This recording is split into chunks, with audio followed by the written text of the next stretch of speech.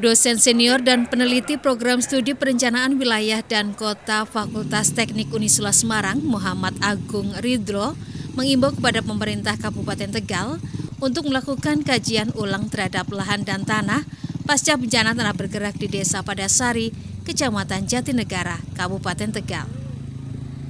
Jika lokasi tersebut merupakan daerah rawan bencana dengan kondisi kemiringan tanah yang cukup terjal, terdapat sesar atau patahan geologi, serta memiliki jenis tanah yang labil, maka dipastikan wilayah tersebut sangat berbahaya untuk dijadikan kawasan hunian. Ia menjelaskan bahwa dalam perencanaan tata ruang wilayah, aspek land dan soil atau kondisi lahan dan jenis tanah merupakan faktor fundamental yang tidak boleh diabaikan. Analisis kemiringan lereng, struktur geologi, daya dukung tanah, serta potensi gerakan tanah harus menjadi dasar penetapan peruntukan ruang.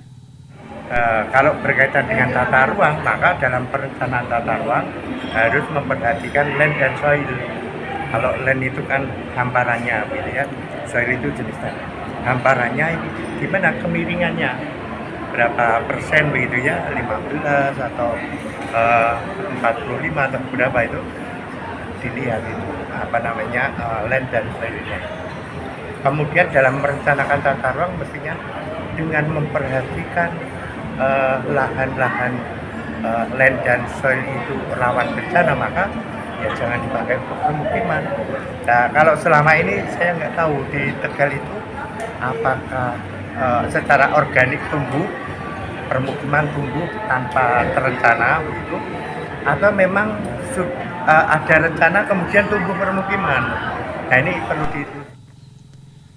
Pembangunan permukiman di atas tanah dengan struktur labil yang berada di zona patahan akan meningkatkan risiko bencana, terlebih saat terjadi curah hujan tinggi yang dapat memicu pergerakan tanah. Penataan ruang bukan hanya soal pembangunan, tetapi juga soal keselamatan masyarakat. Keputusan tata ruang yang tidak berbasis data geologi dan kondisi tanah akan berdampak besar di masa depan.